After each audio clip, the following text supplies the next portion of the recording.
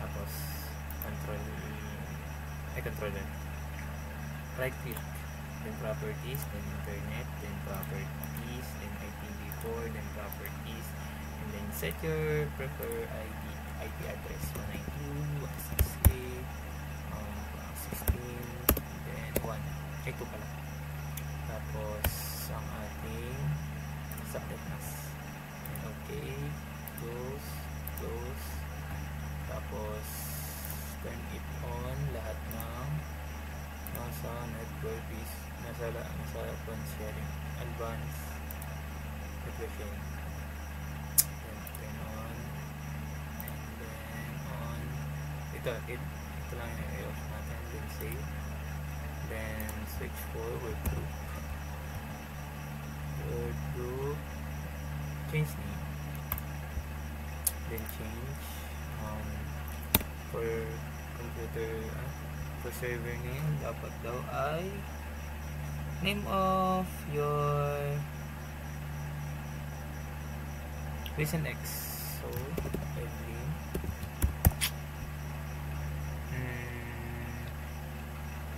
and then for word group is your present crush, inspiration, or jowa best.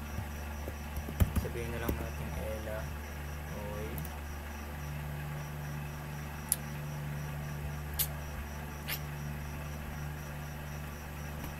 Then hintayin lang natin siya mag-loading.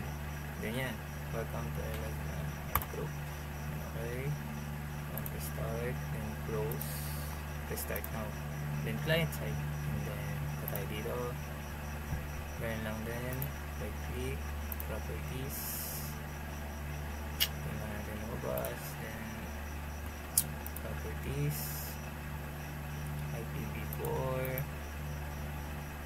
properties, and then set yung ating IP address 192.168.16, and then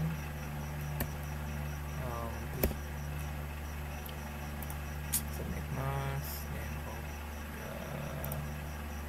okay, close,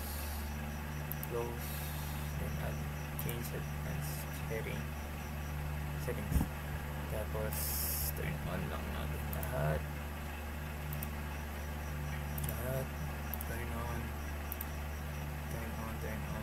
Ito lang yung naka-off yung password protection.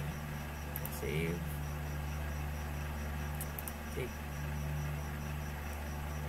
Ito sa mga naman. Ayun. Okay, nag-save na. Then search for word group.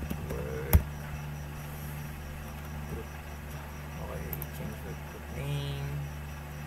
Change. For client side is your first lab. Panoorin na lang.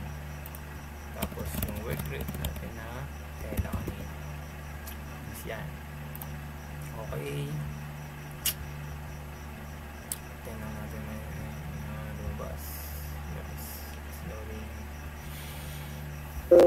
Yan, welcome to the word group. Okay, tapos close and then restart. So here in our client side, that means and then our password.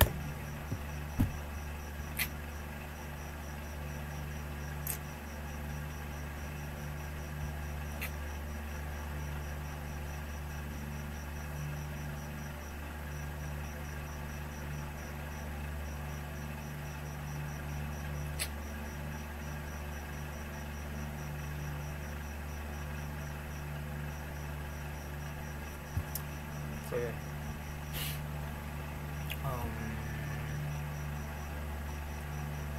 tingnan natin Mobile Explorer network, since andito siya.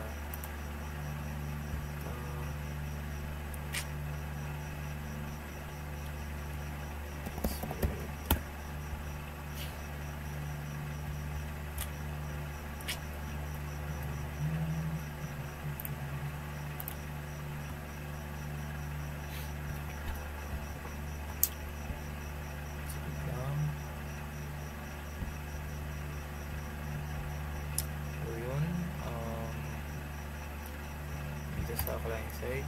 Those are optional features. Okay.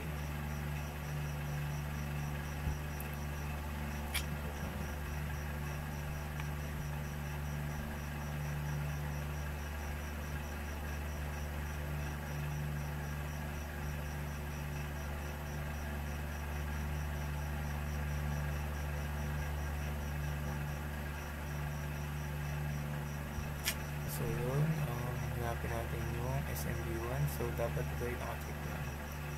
Okay. So yan. Ito tayo sa ano. Or ping muna natin. Ano ba yan? SMB.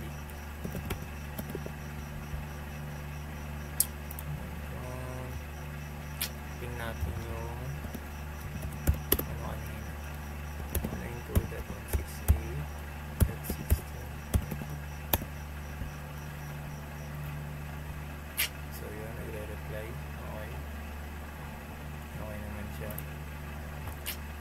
sa network.